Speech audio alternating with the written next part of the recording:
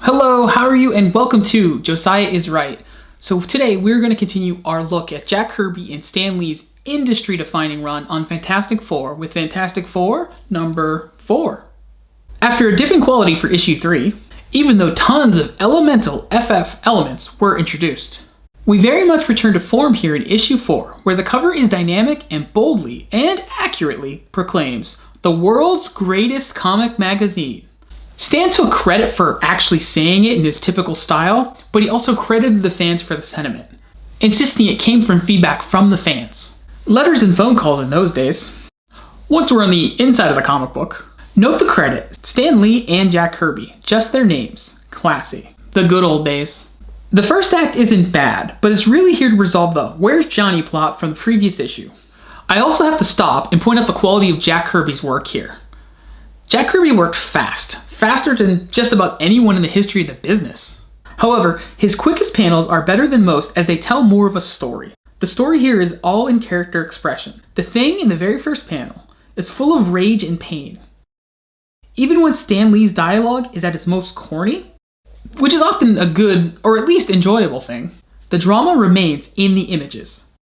Thing says Torch is a brat. He's right. Reed blames Ben. He's right.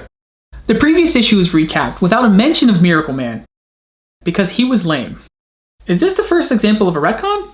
Like an intentional one? The recap focuses on the cool monster and shows us how Torch saved the day, twice last issue. The gang splits up to find Johnny, leaving the Fantastic Car, which is really more a boat than a car. Invisible, I'm not yet a woman girl has a drink. Why she can't wait to turn invisible first, I'm not sure. Reed kicks a guy off a bike. Generally, we have a few fun character moments. It's nice. Of course, the Thing finds Johnny, punching through a freaking wall. They fight. Why? Beats me, but as one of 4 boys, the youngest of 4 boys, I get it. Families occasionally fight. And while this book was more grown up, it was still made for kids, and we definitely fought a lot more as kids. Ben transforms back and forth. For a moment, he's happy. Sadly, everybody but Ben seems to realize the transformation's temporary. This is one criticism I have of these early books. He really transforms back and forth quite a bit. Here we get more of the beautiful sadness of Kirby's Thing art. Johnny is hiding out at a homeless shelter, reading a Submariner comic book from the 1940s. More meta Marvel. A bearded drifter mumbles about not knowing who he is. Johnny knows and burns his beard off. Once years ago as probably a teenager, maybe in college, I had my eyebrows singed by a fire, and the smell was horrible, so burning off someone's beard is a terrible thing to do to anybody. But it gets worse. And also better. Johnny is now sure who he's found, so he chucks Namor into the ocean to restore his memory. How does Johnny know this will work? Must have been in the comic he was reading. Namor swims to Atlantis. It sits abandoned and devastated, ravaged by time and neglect. He seeks revenge against humanity. That's how you make a villain, by the way. He is full of hate, but actually justified in it. He begins his revenge by awakening a giant sea monster. Another giant monster. The best of 1950s Marvel and the best of 1960s Marvel. And it's still good today in the 2020s. To bring down the undersea Goliath, the Thing straps a bomb to his back and crawls into its mouth. He may be sad, he may be angry, but Ben Grimm is a hero through and through. Inside the monster, Thing fights another monster. It's awesome. This isn't the monster. A simulation.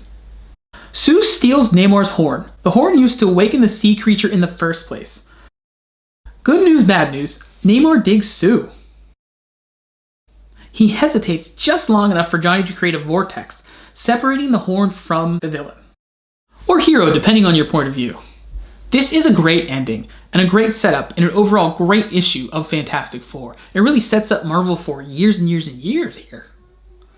So that is it for issue 4. Next up, issue 5 of Fantastic Four as we continue looking at this amazing run. And the great news is, it's really good now, and it gets even better, and better and better and better. Let's see how long we can keep this up, we being me, looking at all these issues. It's really actually quite fun. I have the trades of, the first 60 issues? So we'll look at all those, plus annuals. So 60 plus? see you each month, give or take, for the next one of these. Bye.